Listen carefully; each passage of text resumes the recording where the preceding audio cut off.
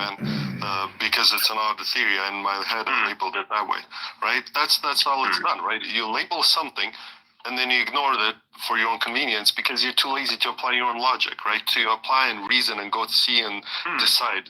Once you label it, that's it. That's all for you. And I'll go even further than that. So one of the primary tactics of the, I would call them neoliberals. It's the best way to describe them because they're not really a liberal. They're fake liberals, in my opinion. Like the neoliberals are fake liberals. That's all I'm going to say, because, you know, the presentation of what neoliberalism used to be was all about, you know, what I explained was the freedom of things. Now you're just representing the exact opposite of that, which is more authoritarian in nature. So you're a fake liberal, in my opinion, right? You're disrespecting the real liberals. If you took a liberal from fucking like 2010 and brought him into like today, and you showed him what supposedly liberal is today, I'm not fucking going to look at me like, who's this authoritarian piece of shit? That's the response. That's what that's going to be. If I told him I was a fucking right-wing extremist, they're going to believe me. You're gonna 100% believe me. And if you told the fucking other liberal, you know, the new liberal or the fake liberal, that the person who I brought from the past is a right-wing extremist, they're gonna fucking believe it. So that's how far the perception of things has been skewed. And you want to fucking guarantee the other way of this? I don't know, you can't, because you know you'd have to travel into the past, which you probably could at some point. But hey, you know, whatever it is, right? But another thing, which is interesting, I thought I'd mention that. So what I am explaining, so when it comes to the replacement thing, just to clarify this, by the way, whenever somebody says anything about, say, a current population being replaced, because you can look at statistics and that's obviously happening, they always keep saying great replacement theory. So now let's narrow it down. The great replacement theory nonsense actually comes from someone that a French person explained or something at some point, and it specifically refers to an act that has been initiated by some sort of elite. That is not what I'm saying. Bullshit. I call bullshit on that. No, that's not what I'm saying. I'm specifically saying that the statistics will show that the condition of replacement is occurring, like the replacement itself of a population is statistically occurring. I'm not, and I'm not saying that the cause is some sort of weird conspiracy. No, I am literally saying that if you have a native population with a rate of reproduction that is declining, thereby they are going extinct, and you bring in a different population, that this population, which is native, gets replaced, and perhaps even better still for the definition, supplanted by the new population you've brought in. That is a statistical fact. The origins of this are just explained exactly how I just said. I said that certain policies have led to specific wars in certain areas, and that then those wars had got other people to come from those places into those new places because those policies were so shit as to actually take them on and give them literally zero economic pressure at all, which then furthermore leads to the statistical and also literal replacement of the people who are there. Not at all to be not at all to be confused by replacement theory. Of course not. This is just statistically exactly what's happening. I gave you the assessment. Replacement theory states the opposite of what I said, that it is some sort of grand initiation. I'm not saying that at all. I'm just saying that here is war. Because of dumb policy, warmongers, right? You have warmongers that make dumb policy, cause war. War causes migration to places, dumb policy by even dumber motherfuckers in those places, then lets people in, then support them economically without supporting the native population economically, which then of course leads to the replacement of the native population with a new population that had been brought in via, guess what? The places that they ran from. Asylum seekers. No, that's how it works. No, I think that's exactly how it works, which is exactly how it works. So if you don't understand it, I'm sorry, but you're just retarded. You should probably not have a fucking job. Like maybe you should fucking go there yourself and see how it works out for you. I'm just saying, like that is it's so good that a lot of these people have actually lost, you know, their vote, and the public just recognizes the fact that they're complete fucking idiots because like this kind of mentally unsound reasoning structure has polluted the debate sphere so much that I think it's now, there is a natural type of mental immunity to this that then fundamentally rejects the argumentative musings of such misguided individuals. That's all I'm going to say. And the only reason, by the way, if like any one of you are wondering why I would even consider speaking about this, is because it's entertaining. That's it. I don't want to speak on this. I think it's stupid to speak on this, but I haven't said this before, so I'm going to say it now, and I'm not going to say it again, and that's it. Or maybe I'm going to say it again at some point, because I think that, you know, people here are wildly entertained by my ability to exhibit such patience so as to actually break down the failing logic of an misguided individual for the purposes of just showing other individuals that this individual is misguided and why exactly they are. Because I could just say that they are, but if I'm not telling you exactly why I think that is problematic. Say the least. By the way, the liberal of the past, right? So I kind of want to comment on that because I think liberal today is a bit of a misnomer. I would say it's socially progressive. It's a socially progressive because liberal is basically freedom, free enterprise, individual rights, and so forth.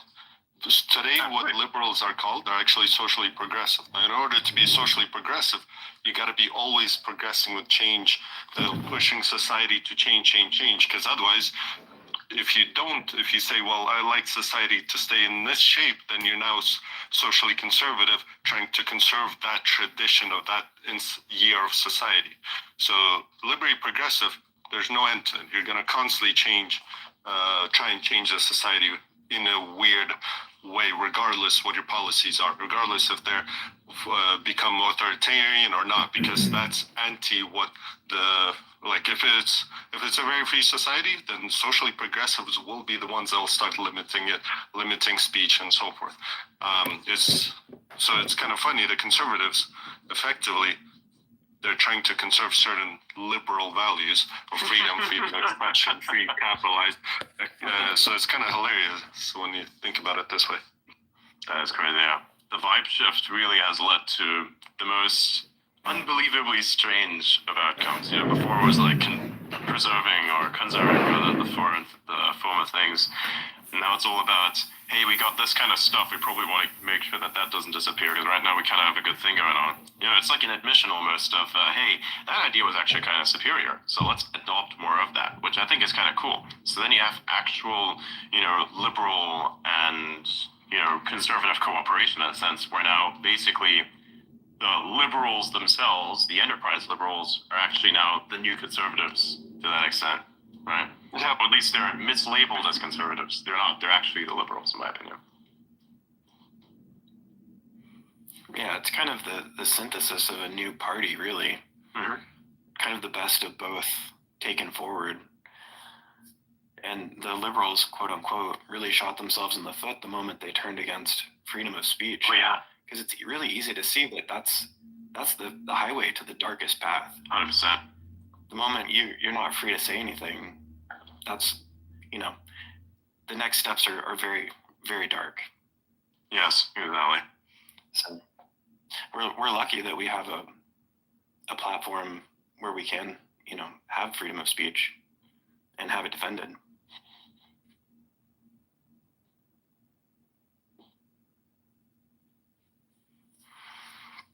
Which is kind of funny, like all these posts, all these. Oh, sorry, am I not hearing? No, go ahead. No, go ahead. Okay.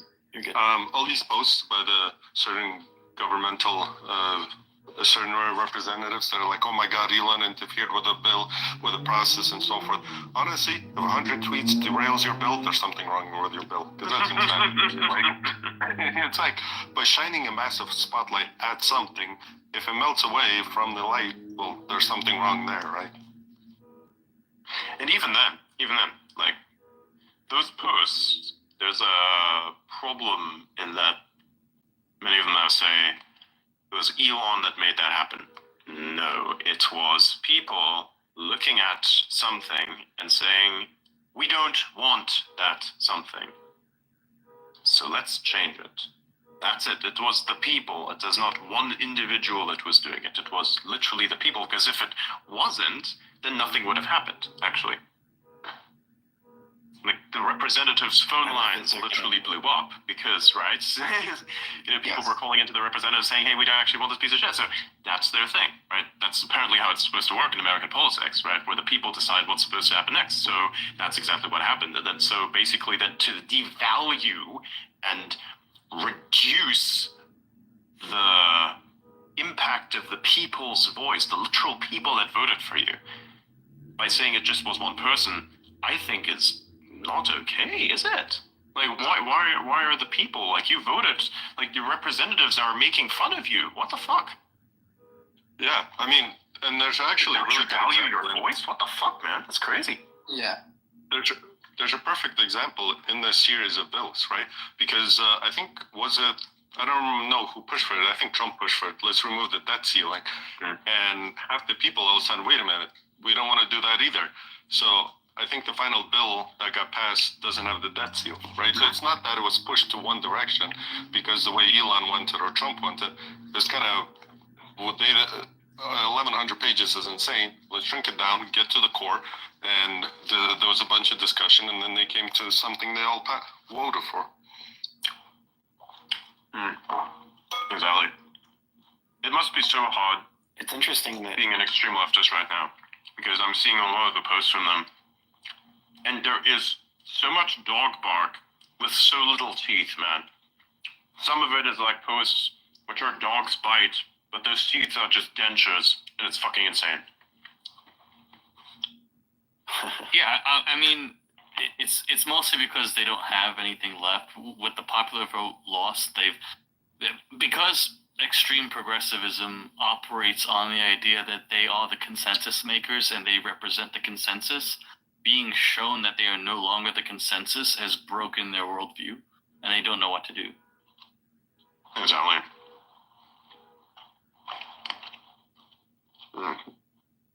they're starting to understand what representative government is, and that's what they're not used to. Yeah. Representative of, guess what? The thing that it should have always been representative of. The people. Exactly. Yeah, it's like that's how a functional democracy is supposed to work, and yeah, it doesn't seem like it seems dysfunctional at that point. If you read like 1970s leftists, like Trump, for example, they tend to admit that like the revolution doesn't care about contradiction; it only cares about victory, and so they don't really know how to the common progressive doesn't understand how to resolve these contradictions, but the intellectual class kind of doesn't know where to go from here, where it's like the revolution kind of like has stalled and it can't quite push the last bit. And again, these revolutions, they tend to rely on, you can imagine a person almost like an atom and communities as like molecules of these atoms, and progress essentially dissolves these things to reinvent them as a kind of like almost like a chemical process. And once they start essentially splitting the atom of the individual into like things like trans identity and things like that, there's not really much you can do. There's no subatomic particles to get more political energy from, if you will. It's like a kind of like a very hard, like literal, but it's supposed to be symbolic example. But like in a very symbolic and literal sense, they've hit the limits of how much political energy they can extract from splitting things for energy, and there's not really much they can do. So they have to like think about like I think you are kind of witnessing like the stalling of progressivism. Maybe not its death, but it's gonna have to reform. Absolutely, yeah. It's a thing. Well, was it Lenin or Marx who said that to have a revolutionary situation, you need two things. You need the will of the commoner that can no longer live under the current regime, and you need the buy-in of the proletariat to actually be eager in changing it. But I think there's also a third one, and the third one is that you need an ability for the people who disagree to go somewhere else. Without that, I don't think you'll have a successful revolution. I think that's what during the formation of the Soviet Union, there was a massive exodus from Russia, from Ukraine into the West. So if that didn't happen, could have been a whole different issue. And for US, I mean, where are they going to go? Europe, China, Japan, nowhere to go. So you stay here and you say, you know what? No, we value freedom. We want to stay here. There's nowhere else to go. That's also another very good important part. That like, this is kind of the first time in history where you can't just run away and start a colony somewhere of like your ideal society, which they never really worked anyway. But like, there's nowhere left to go.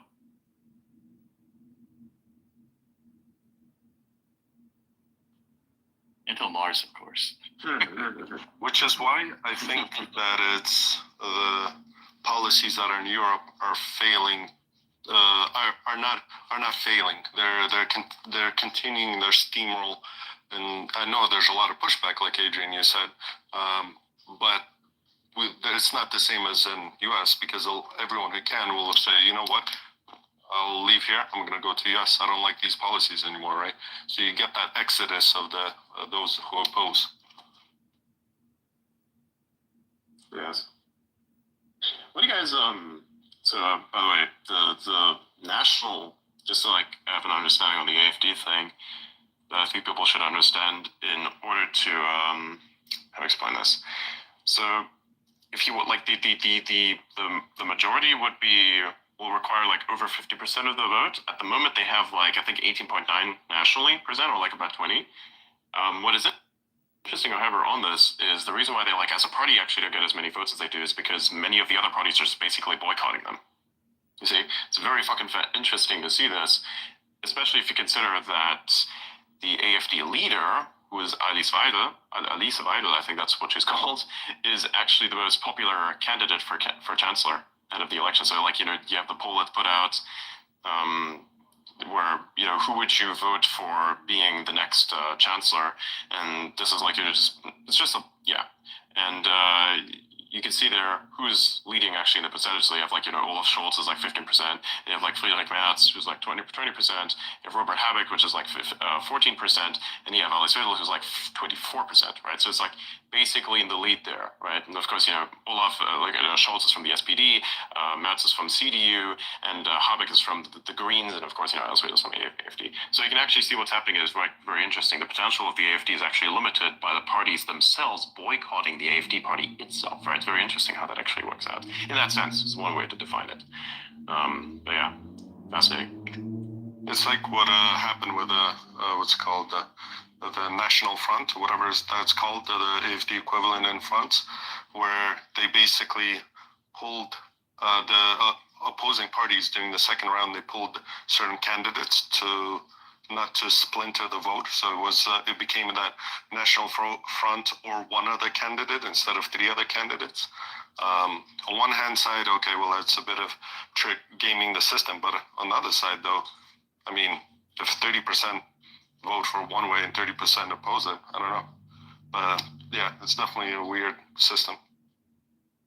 Sorry, 70% oppose it. That kind of is the democratic way, but it is a weird system, yeah.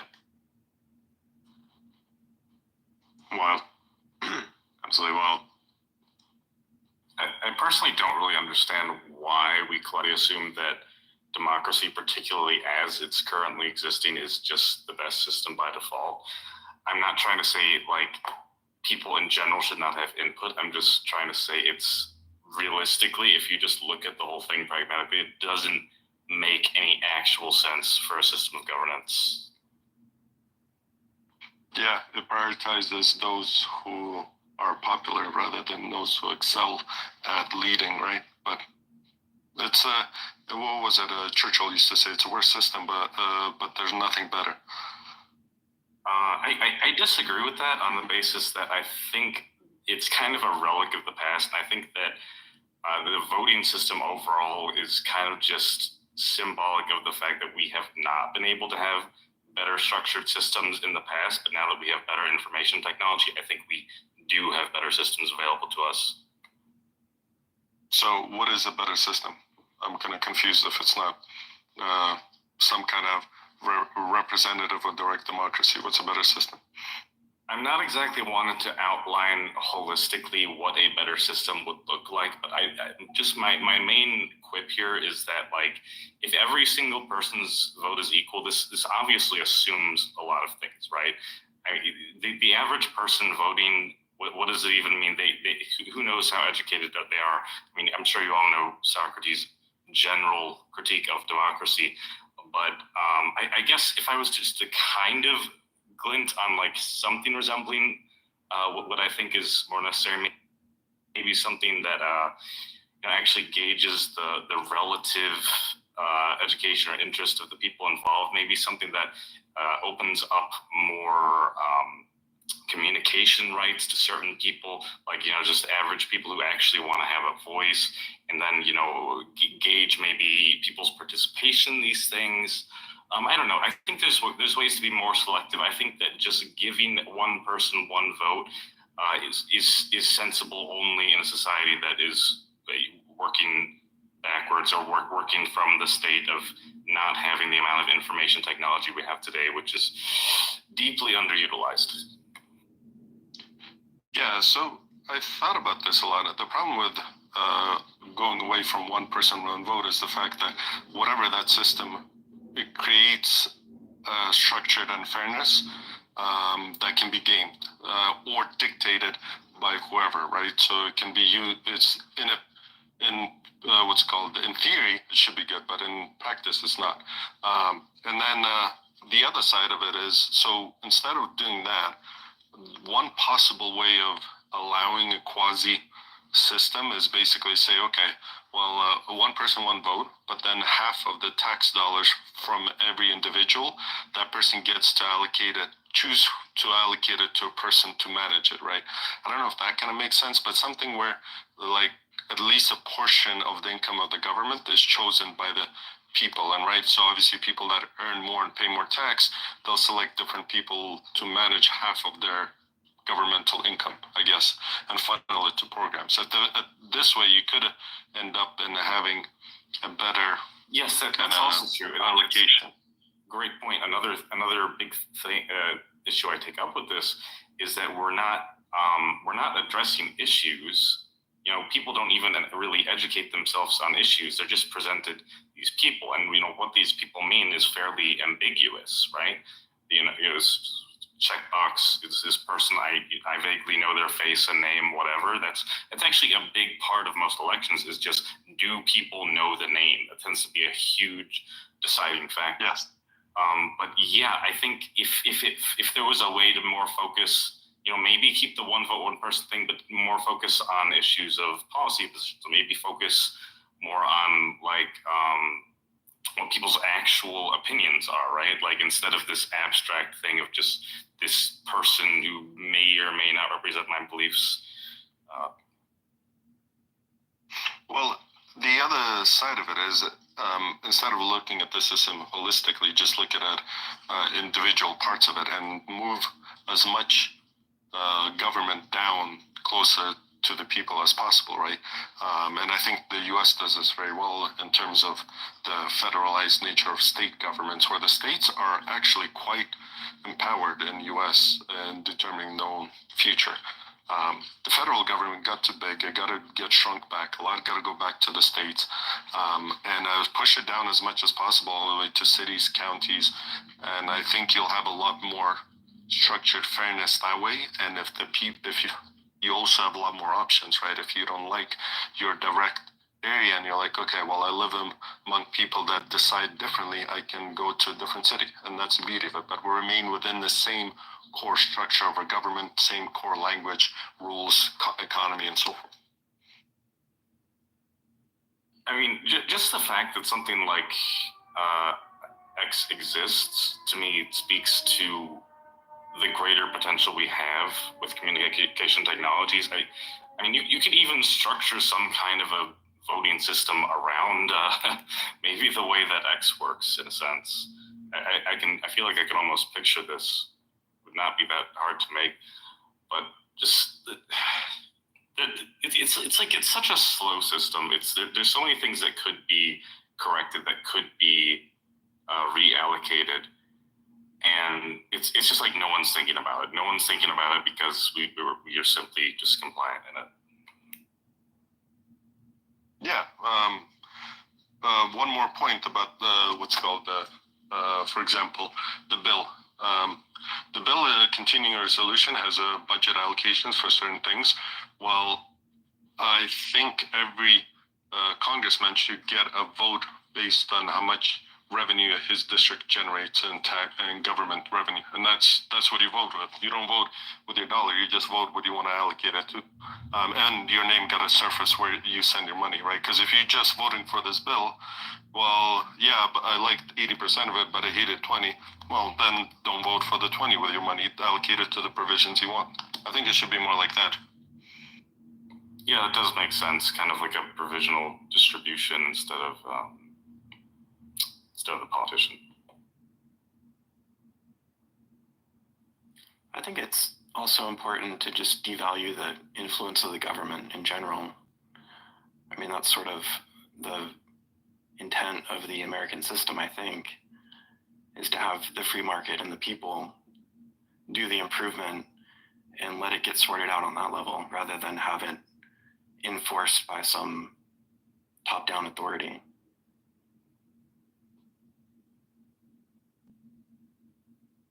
I mean, it's hard to say because I mean, when you get to that point, it kind of feels like you're asking everyone to be involved in politics to a certain extent.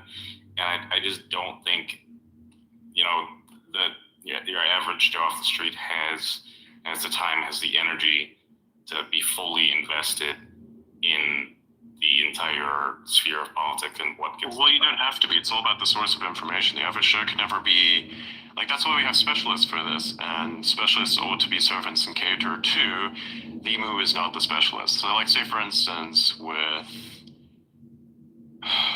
a specialist for speech and presentation, that's something like what I do here, then my thing is literally cater to understanding how exactly people think and how to then present to them certain things that I think would be very important. Like, say, I myself have a very interesting understanding of the world, have a very particular place within it from a real world perspective, by the way, like, because, you know, my job and what I do with my job, where my job goes, what my job is, and what nature that has for the rest of the world, and, you know, how the world works in reference to what that job is, right? I do things that are engineering and like, you know, engineering based, bureaucratic based.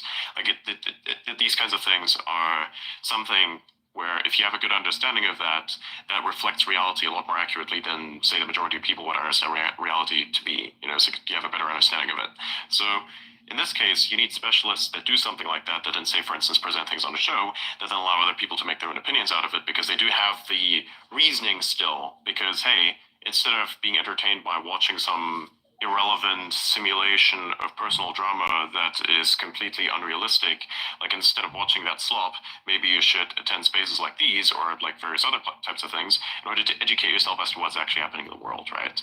So the average Joe, to say that the average Joe does not have the capacity or doesn't have the time to actually understand what politics is all about, I think is fundamentally wrong. I think that there isn't the proper source of information that would allow them to understand politics properly that exists right now. So, like, for instance, hey, you know, try to get your news from somewhere that's actually reliable. It's very difficult to do. Even here on X, that's why I have a massive news list, and actually I'm going to build up a bigger thing out of that. But that's one of those things. You need a good source of information so you actually understand what the fuck is going on, which is extremely difficult to have. And that is also why legacy media itself is so powerful, because, you know, if you are bored and you want to be entertained, what do? You probably turn on the radio. Like, imagine if you are, say, a person that drives a taxi or something like that, and you're trying to turn the fucking radio on, listen to what's on the radio, understand what's there. If you like work in construction or something, you're like, going to turn it on, try to figure out what's going on so you can be just passively entertained. I used to do the same. I used to listen a lot to the BBC World Service. That was the way that I learned English, right? So to have that there is kind of cool. And, you know, today we are the media, we are the radio, we are all of this, which means that things are getting better. And I think that the way that politically, you know, things have panned out, this is an indication of exactly what I've just said being true, and that is that people are no longer trusting these types of legacy media institutions. Say, for instance, there was a great clip recently where Don Lemon, who's an absolute fucking idiot,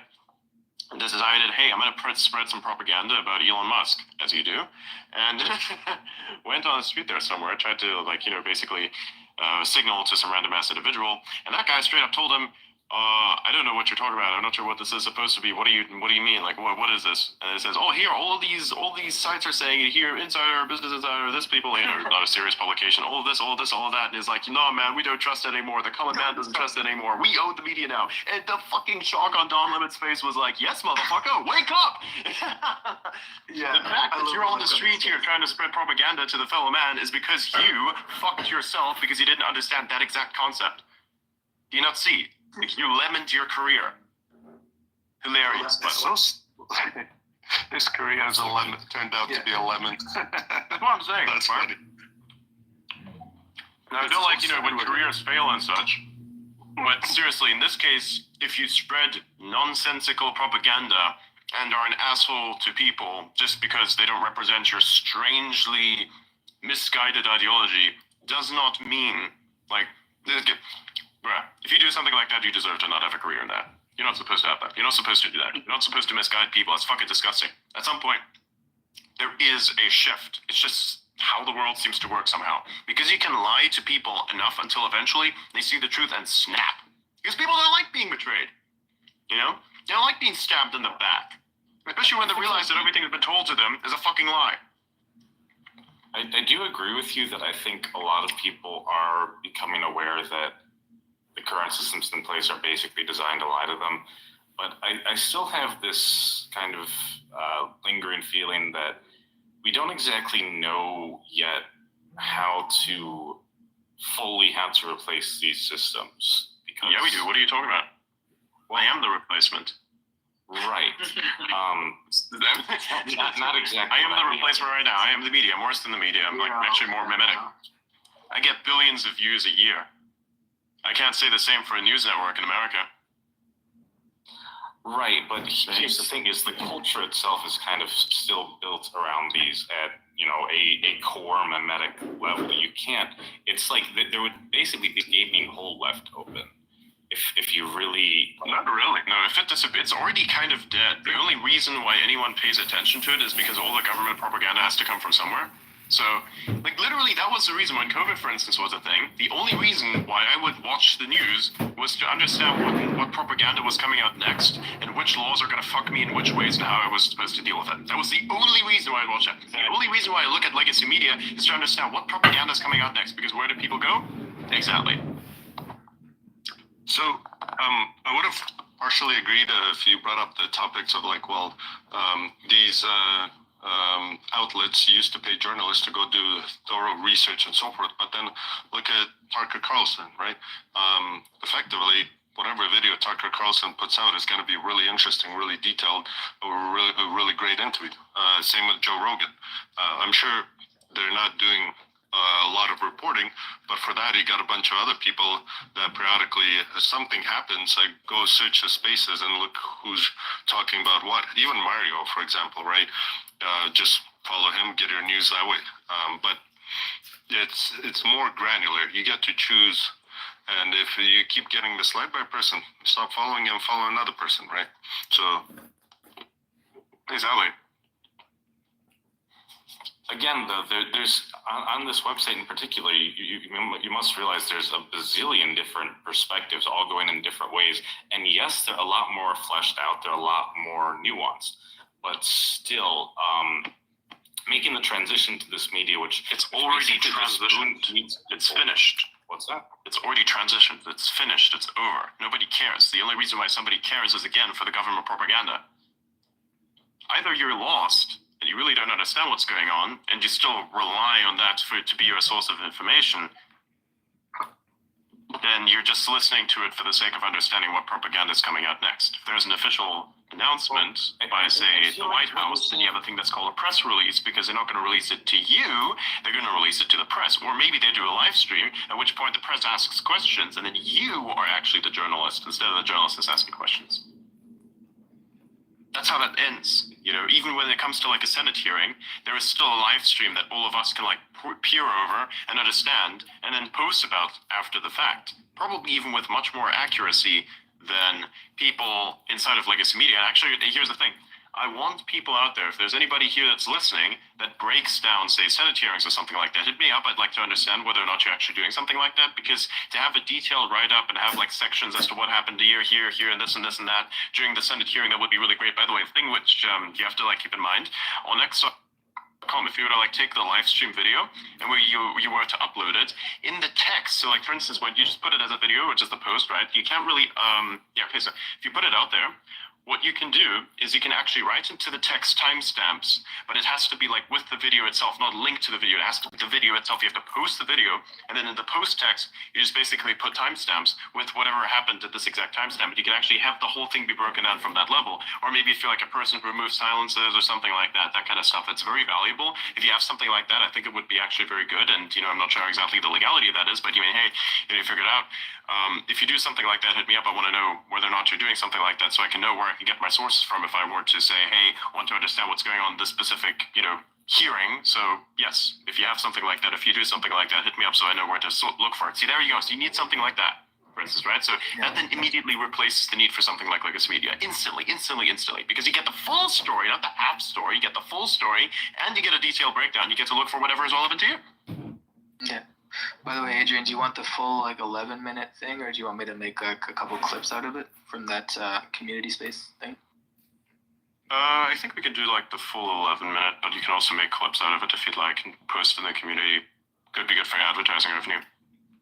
Okay, cool. Not ad revenue, it's reply revenue. I'm pretty sure you didn't understand that's no longer ads. Unless it is ads, I'm like, I don't fucking know. But hey, it's what it is. But ads, I believe, are still being served unless you are paying for a premium, so then the ads are not showed to you anymore. But yes, still fascinating to see. Alex. To your point, by the way, it is kind of, if something does happen, you pop on here and there'll be a lot of noise. So it is up to you to figure out what signal, what's noise. Create your own list and see where you fall. Are very well developed on here. I mean, if something happens, I instantly know what's going on. But I don't know if the average person has I don't know. I've had to dig so deep to get to the point that where I'm at. I mean, if you look at the people I follow, it's quite obscure, pretty much all over the map as well. I mean, normal person hops on X, they're probably going to follow, your typical pundits, and, maybe if they're smart, they will dig around, they will find, these more advanced thinkers, but it's not always obvious where you have to go, who you want to find necessarily. And, even if you do find people who vibe with you, I sometimes find that, they may somewhat betray themselves, because if you try to have certain conversations with them, you sometimes find out they're not exactly who you think they are necessarily. I mean, everyone puts on a persona to some extent, and that's kind of a separate issue. But still, as much as I love this platform and what it does for me, at least, I still feel like, I don't know, maybe there's better ways to condense information. I don't know. There's always better ways to condense information. Honestly, it's kind of like an infinite game in a sense. We're always getting better at this in some way. But I guess just my main concern is I don't know how to take everything that I know and condense it to something that the average person can truly grasp short amount of time. I mean, I try to do this, but it's called reading comprehension, motherfucker. People are so stupid. I can't stand it. Yeah, everybody. It's much more easier to go on, turn on CNN, Fox News, or whatever, and be like, well, these guys generally align with my worldview. But then it's nice to turn it on and just to consume the slop. Yeah, exactly.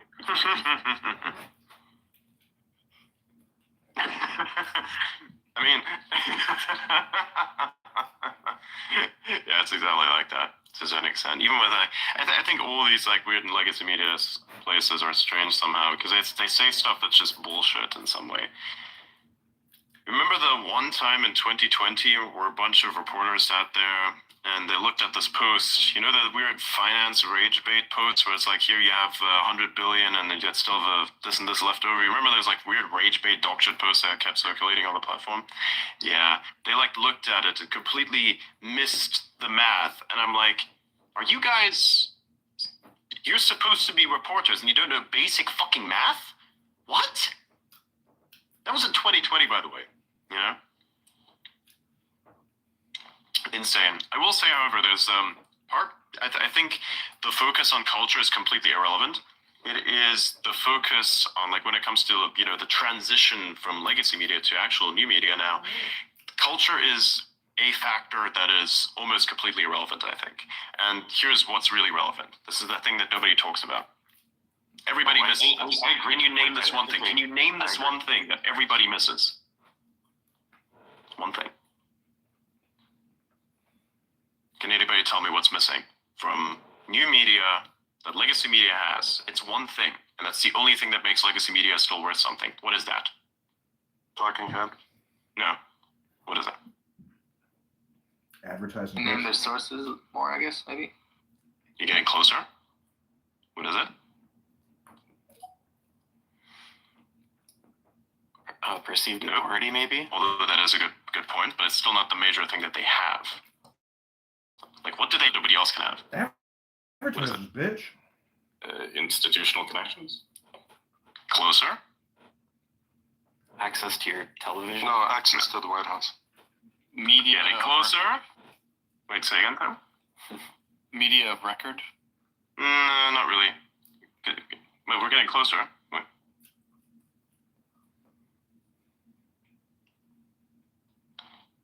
I'll say it. They have the data. Whenever something happens, they have verifiable on the ground, they have people on the ground that can gather the data. How many times do we have that? You know how difficult it is to find someone, like, say, for instance, here, a power plant has exploded in some place. I'm not going to name what it is. You know, let's say the power plant has exploded somewhere. They're going to have boots on the ground to monitor what's going on. How many people actually do that themselves? And the thing is, how do you find those people? You hardly will. Because randomly finding a person who will just stand there and try to document everything is nigh impossible. It's actually impractical to an extent. Because it's pure chaos trying to interface with a good system. Now here's the thing. This is where legacy media has an advantage. They have a network of people that wherever shit is happening, they got a person in the area that can pack up their shit, go there, and immediately start documenting what's going on. That's their advantage. Actually, with the White House, for instance, was close. Right? What Blythe said was also close. See, we're getting close to it. That's all these things. This is the thing. They have a network, and they have an ability to gather information firsthand. And the authority part was also pretty close. Because they have the authority, to an extent perceived, to go up to the people, ask questions, and I'll answer those questions most likely. That is the primary defining factor behind why people media isn't as successful in some regards. Because the information, where does it come from? How do you make sure it's accurate? Because more people here are incentivized by engagement than actually the real thing itself, which is the truth. Now, I still have a lot of people that I think are incredible that are doing this for the sake of putting the information out there. People like Visregard, all these kind of individuals, really interesting individuals, right? They're doing a good job. This is what you need. You need accuracy. If you don't have accuracy, you have nothing. You have bullshit, and you're probably as bad, if not worse, than legacy media itself. Because if you yourself present yourself as a source of truth, and then you get something wrong, then people accept this incorrect thing as the truth, and thereby not only do you tarnish their reputation, because they want to spread it, but also your own reputation, more so than you would with legacy media, because it's a personal reputation to get something wrong. It's a personal reputation. Were you not also about to say why their power doesn't ultimately really matter, or something like that? So their power does matter in that sense, because you're going to have to then also do the next thing, which is compete with them, because they have their network, you have your own network, which means you have to be there faster and better than they are. You'll find that actually verification takes a long time, and gathering the information takes a long time. And then you have these strange talking heads that try to fill gaps in the reporting because they're on stream. We've noticed this ourselves. You know, hey, we have a breakdown of what's happening in the election, right? We're trying to look for random posts so we can stitch together something that's entertaining for people to talk about as the whole thing is happening. Remember when we did that? Because it's very difficult, because if you want to run a live show, which basically is where most people go because they don't want to manually search through all the posts, they just want to have a place where everything is available, which is something like a live show, which is what we're doing here. That is the thing that's very powerful, and that's the thing that's very difficult to, sustain, because, well, guess what? There isn't always a constant output of information. It comes out in individual plops and blobs, So that's a bit of a problem that you have to counteract somehow. Do you see what I'm saying? Yeah. Yes, and I think we kind of operate on a fundamentally different basis, because we're not just addressing what happened. We're not just addressing when it happened. We're addressing, why. We're looking at where we're drawing from, life experiences, anecdotes. We're drawing alternative conclusions. There's way more going on in our networks in terms of actual information presented in terms of what can actually be valuable to us, then just the media, which they will show you, in theory at least, what happened, quote unquote, but the analysis is often lacking. I mean, the analysis is frequently bottom of the barrel, absolute bare minimum effort, and not even bare minimum effort, probably propaganda as well. But yeah, I think maybe this is the main thing that kind of drives the overall popularity of the legacy media is you don't have to think about it very much, which is in a sense a convenience, unfortunately. Yeah, but in the sense of what I'm saying is that's just information presentation. I'm saying the sourcing is much more important. You have too much noise in the system, and it becomes irrelevant. We can't have that. We can't live in a world like that. It's not good. It's not proper. So that's one of the greater challenges. So again, like I literally just said, I will need someone who goes over, say, congressional hearings, or you have like a committee. I need somebody to go over this, as in have the long clip, have the timestamps on that clip, send that out there, reliably do it as fast as possible, faster than anyone and more reliable than anyone. Do that shit. That's what's needed. When I say something like that, I'd be like, hey man, I need some sort of understanding as to what's going on. Because guess what? I am not going to sit there in the fucking live stream and watch the whole thing through. I do not have the time to deal with a mountain of bureaucracy, and nobody should. So have it down in timestamps so you have like some sort of analysis on it. That is important. And then to probably do some extraction. And if you do that every now and then, you're going to get hella engagement on your shit. Put clips out that thing. I have the thing with this. I have the post.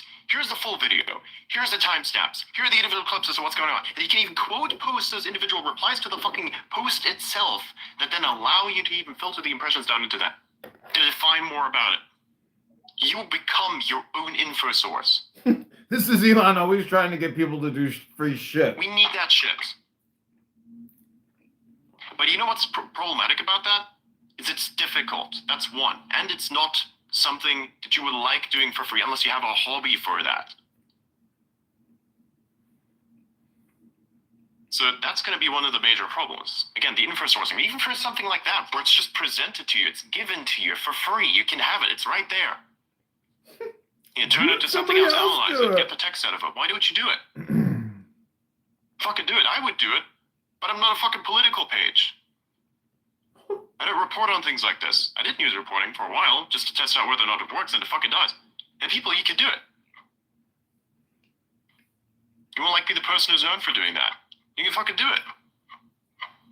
And it's a scalable thing because you can do it not only for US, you can do it for Canada, you can do it for every fucking nation on the planet. It's a pattern, you see, it's the same fucking thing. You can break it down. And no one's doing it. Why?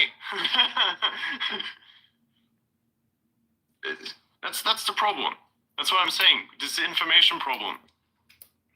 We have the info. It's out there. Now utilize it. That's the problem. Why don't you? I mean, for first-hand, like primary source data, most people, I don't think they even. That's not the fucking point. You're missing the point. I said the information that's given out to you already in its unrefined format. Why don't you refine it? Start with that before you go out there and get the live reports done. Get that done first and see how well that works. Then, once you start making something out of that, then you can go after live report shit.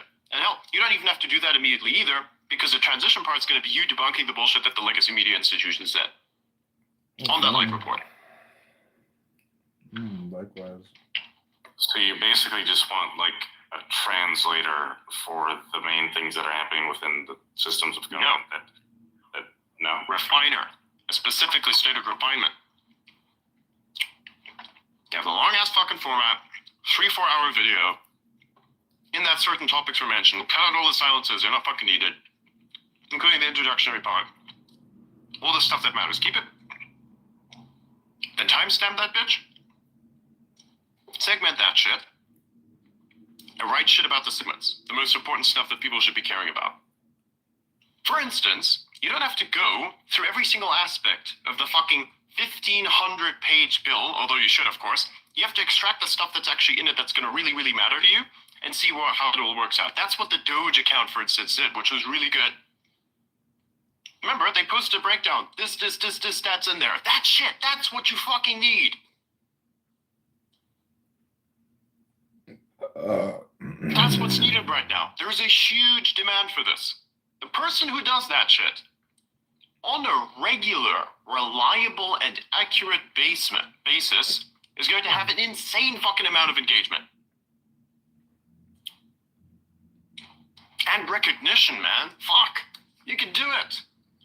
I feel like, unfortunately, most people want someone who's kind of biased. Who gives a fuck what? No, they don't. They want the real shit. So give them the real shit. It has to be easily understandable. If it was the other way around, then why are the populists not so popular no more? That's the idea. You either listen to a show for entertainment or you listen to a show for the news. You're not supposed to do both necessarily, although you could if you wanted to, on like a lighthearted day. Realistically, you want to have the facts.